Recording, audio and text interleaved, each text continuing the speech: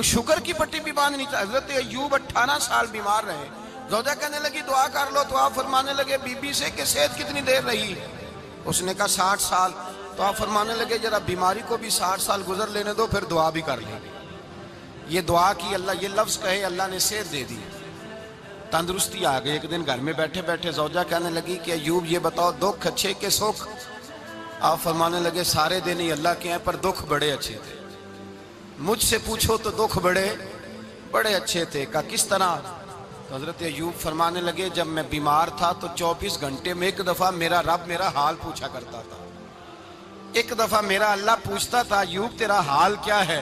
فرماتے ہیں 12 گھنٹے تو لذت ہی رہتی تھی کہ میرے رب نے میرا حال پوچھ لیا, اور اگلے 12 گھنٹے میں انتظار کرتا تھا مالک حال دوبارہ کب پوچھے گا.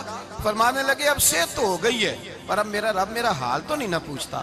بھائی مشکلات جو ہوتی ہیں وہ تو تجھے سجا دیتی ہیں, سوار دیتی ہیں. تجھے یاد آتا ہے کوئی اپنا, جب تجھے درد ہوتی ہے نا, تکلیف ہوتی ہے, پھر تیرا دل کرتا ہے کوئی کندھا ملے جہاں میں سر رکھ کے رہوں. پھر اسی لیے تو کسی درویش سے کسی نے پوچھا تھا اپنا کون ہوتا ہے؟ تو کہا جو تجھے دکھ کے وقت یاد آئے وہ تیرا اپنا ہے. جو تجھے عین آزمائش کے وقت یاد آئے اور تجھے اس کا نمبر فوراً تیرے موبائل پہ چلنے لگے, وہ تیرا اپنا سجن ہے جس کو تو دکھ کے وقت یاد کرے. تو بھائی مشکلات کے بعد جو اللہ آسانی دیتا ہے. حضرت ابراہیم کو آگ میں بھی پھینکا گیا, حضرت ابراہیم علیہ السلام کو ستایا بھی گیا, نکالا بھی گیا, لیکن جب ان مشکلات سے گزرے تو میرا رب فرماتا ہے وَإِذِ ابْتَلَىٰ إِبْرَاهِيمَ رَبُّهُ بِكَلِمَاتٍ فَأَتَمَّهُنَّ قَالَ إِنِّي جَاعِلُكَ لِلنَّاسِ إِمَامًا. کہا جب ابراہیم پورے اترے تو پھر ہم نے انہیں امام بنا دیا. یا اللہ کس طرح کی امامت دی؟ فرمایا میں نے اتنی اعلیٰ شان عطا کی ہے کہ اپنے لاڈلے رسول کو جناب ابراہیم کی نسل میں پیدا فرما دیا ہے.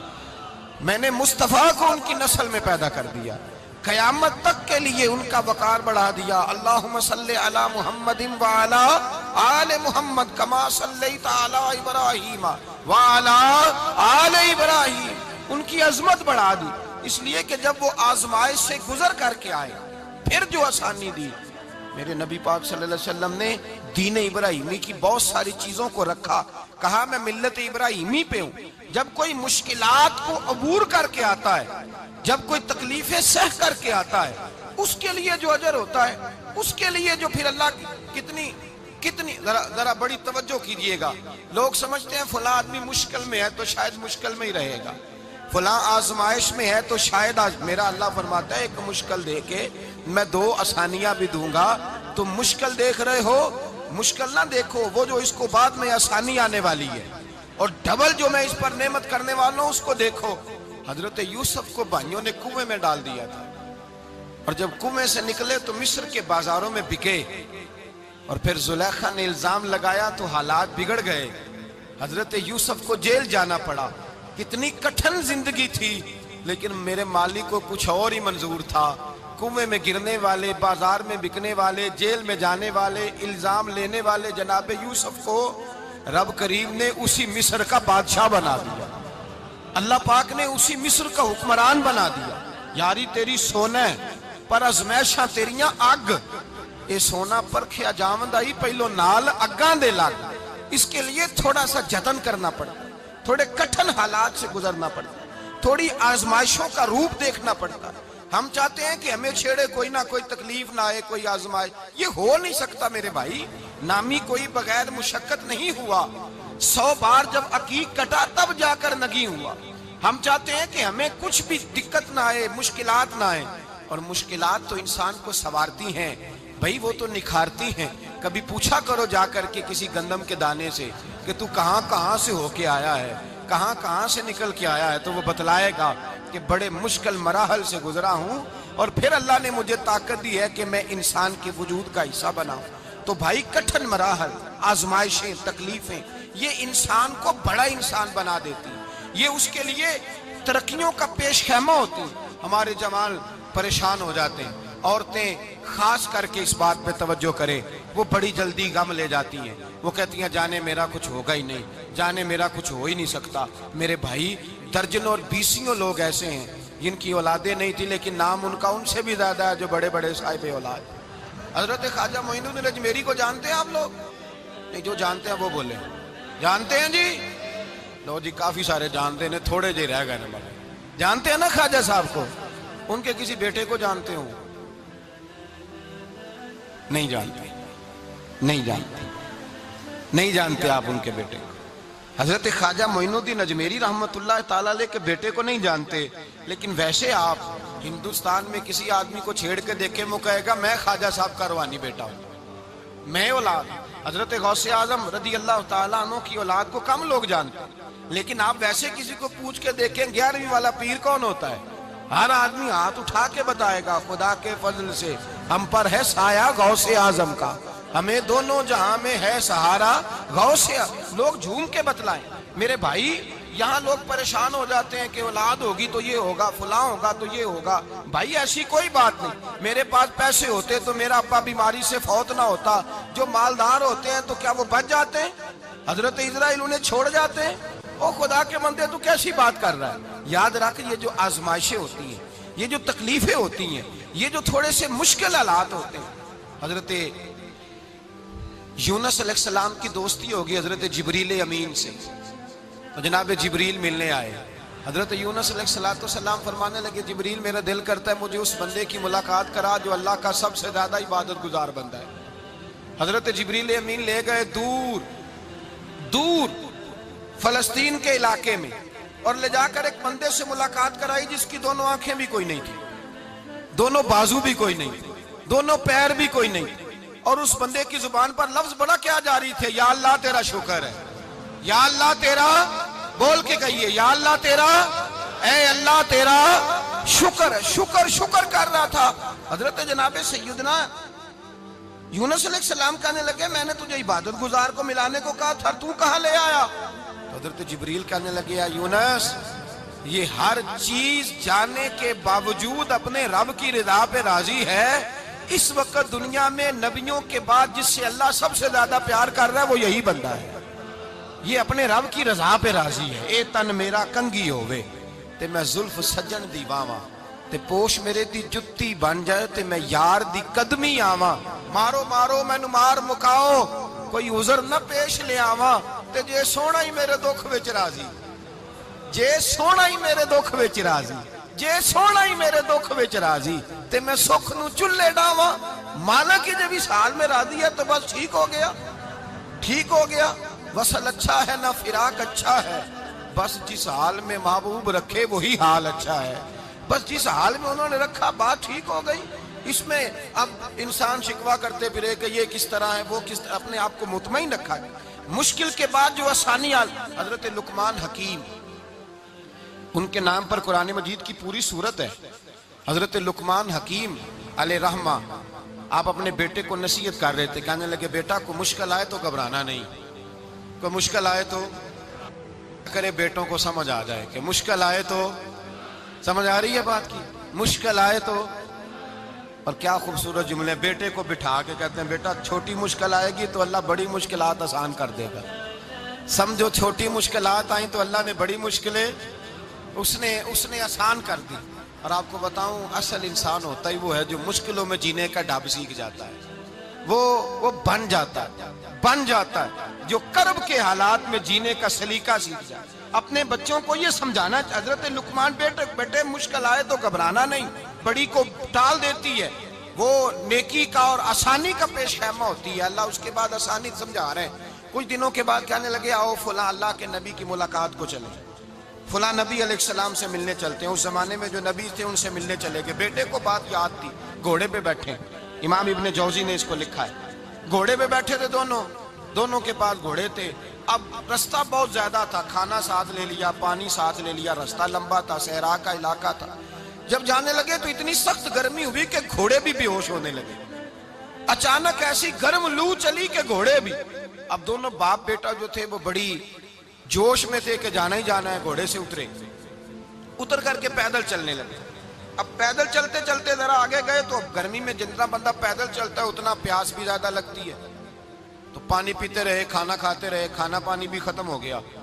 تھوڑا آگے چلے نا، اس قدر تکلیف بڑی کہ حضرت جناب لقمان کے بیٹے کے پیر کے اندر ایک ہڈی پیوست ہو گئی، اتنی بڑی ہڈی تھی وہ اندر ہی چلی گئی پیر، خون کے فوارے گرنے لگے، بیٹا بے ہوش ہو گیا۔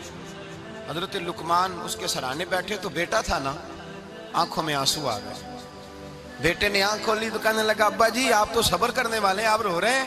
فرمایا بیٹے میں کیا کروں، میرے سینے میں جو دل ہے وہ ایک باپ کا دل ہے، تو باپ جو ہوا تیرا، تیری دکھ پر رونا آیا۔ بڑی مشکل سے دانت کے ساتھ ہڈی نکالی، ہڈی نکلی تو خون بھی چلا۔ صاحب زیادہ کہنے لگا حضور آپ نے تو کہا تھا ہر مشکل کے بعد آسانی ہوتی ہے، اور چھوٹی مشکل دے کے اللہ بڑی سے بچا لیتا ہے، تو ہم تو اچھے کام چلے تھے، مشکل پہ مشکل، مشکل پہ مشکل، یہ کیا ہے؟ حضرت لقمان کہنے لگے بیٹا نہ تو رب کی حکمتوں کو جانتا ہے نہ پوری طرح میں جانتا ہوں، لیکن جو میں نے کہا تھا وہ بات سچی ہے۔ فَإِنَّ مَعَ الْعُسْرِ يُسْرًا إِنَّ مَعَ الْعُسْرِ يُسْرًا، اللہ ہر مشکل کے بعد آسانی عطا فرمائے گا، اور فرمایا میرا ایمان ہے کہ ضرور عطا فرمائے گا۔ یہ بات کہہ رہے تھے کہ سامنے سے دھواں اٹھا، اتنا سخت دھواں اٹھا کہ آپ نے سوچا شاید وہاں بادیا وہاں جاتے، وہاں چلنے لگے تو پیچھے سے کسی نے آواز دی ٹھہر جاؤ، رکو، وہیں رک گئے۔ تھوڑی دیر گزری تو کہا رک جاؤ، جب رکے تو ایک بولنے والا بولا، کہنے لگا تمہارے لیے تھوڑی دیر کے بعد جانوروں کا بندوبست کر دیا جائے گا، کھانے کا بھی بندوبست ہو جائے گا، بچے کا پیر بھی صحیح ہو جائے گا، چلے جانا لیکن ذرا ٹھہرو۔ حضرت لقمان کہنے لگے بولنے والے تو کون ہے؟ تو کہنے لگے میں اللہ کا فرشتہ ہوں، میں اللہ کا فرشتہ ہوں۔ کہا اللہ کے فرشتے اور یہ سارا کچھ کیا ہے؟ تو فرشتہ کہنے لگا اصل بات یہ ہے کہ سامنے بستی پر مجھے عذاب نازل کرنے کا حکم ملا تھا، آپ بڑی تیزی سے آ رہے تھے، میں نے رب سے دعا کی کہ اللہ اس باپ بیٹے کی غلطی کوئی نہیں، مہربانی فرما۔ رب نے پہلے آپ کو صحرا میں الجھایا، پھر میری دعا کی برکت سے آپ کے گھوڑے ٹھہر گئے، پھر میری دعا کی برکت سے آپ کا پانی ختم ہوا، پھر میری دعا کی برکت سے آپ کے بیٹے کو زخم آیا، پھر میری دعا کی برکت سے سامنے سے دھواں اٹھا۔ فرمایا یہ جو تمہیں مشکل پہ مشکل آ رہی تھی، یہ تو میرا رب تمہیں عذاب سے بچانا چاہ رہا تھا، یہ جو تمہیں مشکل پر مشکل آ رہی تھی تو میرا مالک تمہیں عذاب سے بچا رہا تھا، تم سمجھ نہیں رہے تھے۔ حضرت لقمان نے بیٹے کی طرف دیکھا تو بیٹے کہنے لگے ابا جی بات بالکل سچی ہے، افضل الذکر لا الہ الا لا الہ الا، اور پھر پڑھنے لگے حسبنا اللہ و نعم الوکیل نعم المولا و نعم النصیر۔ یہ ورد ہونے لگے۔ بھائی جب تجھے مشکل آتی ہے، آزمائش آتی ہے، تو اس وقت سمجھتا ہے پتہ نہیں میرے ساتھ کیا بننے لگا ہے۔ اللہ تبارک و تعالیٰ چھوٹی مشکل دے کے تجھے بڑی سے محفوظ رکھتا ہے، چھوٹی بیماری دے کے تجھے بڑی سے محفوظ رکھتا ہے۔ بلکہ میں ایک دفعہ ایک تکلیف میں، ایک آزمائش میں مبتلا ہو گیا، تو میں نے اپنے حضرت سے کہا کہ حضور سارے دکھ کٹھے ہی آ گئے، کیا کیا جائے؟ تو آپ فرمانے لگے بڑے خوش نصیب ہو، جوانی میں اللہ نے دکھ دے دیے، بڑھاپے میں آئے تو برداشت نہیں ہوتے، یہ تو بڑے وقت پہ آ گئے، شکر ادا کرنا چاہیے، اس زمانے میں برداشت نہیں ہوتے، اب آسانی ہے، ان کو برداشت کرو، ہمت کرو۔ میرے بھائی یاد رکھیں آزمائشیں، تکلیفیں آپ کو بڑا کرنے کے لیے آتی ہیں۔ ہم آزمائش کو برا جانتے ہیں، دکھ کو برا جانتے ہیں، دکھ تو بڑے پیارے ہوتے ہیں، یہ رونے کا سلیقہ سکھاتے ہیں، یہ اللہ کو منانے کا طریقہ سکھاتے ہیں، یہ مسجد میں جانے کا۔ وہ جو سکھی بندہ ہے نا، سکھی، مجھے ایک صاحب کہنے لگے دو قسم کے لوگ مدینے سے آتے، مدینہ شریف پوچھنے لگے، کہنے لگے حضرت جی دو قسم کے بندے ہیں، کچھ واپس جاتے ہوئے تڑپ رہے ہیں، کچھ تصویریں کھینچ رہے ہیں رخصتی کے وقت، فرق کیا ہے؟ تو میں نے کہا وہ جو تصویریں کھینچ رہا ہے وہ امیر آدمی ہے، اسے پتہ ہے کہ میں پھر ٹکٹ لے لوں گا، مہینے کے بعد پھر آ جاؤں گا، اور یہ مدینہ چھوڑتے ہوئے تڑپ رہا ہے یہ کوئی غریب ہے، یہ کہہ رہا ہے پتہ نہیں دوبارہ موقع ملے کہ نہ ملے، یہ دکھی ہے، یہ آزمائش میں دکھی۔ سکھی بندہ تو مکے جا کے نہیں روتا، وہاں بھی کھڑا ہے ڈٹ کے کھڑا، دکھی کوئی نہیں تو روئے کیسے؟ روئے کیسے؟ دکھیے دی گل دکھیا ہی جانے، دکھیے دی گل، کیا خوبصورت لفظ ہے میاں صاحب کی، اور لفظوں میں حسن دیکھے کہنے لگے دکھیے دی گل اے دکھیا ہی جانے تے سکھیے نو کی خبراں، تے یار جنہاں دے موت نے مارے روندے نہیں تک تک قبراں۔ یہ مشکل مرحلہ ہوتا ہے، جب انسان تکلیف میں ہوتا ہے پھر اسے احساس ہوتا ہے، اور تکلیف والے کو ہی تکلیف والے کی تکلیف کا احساس ہوتا ہے۔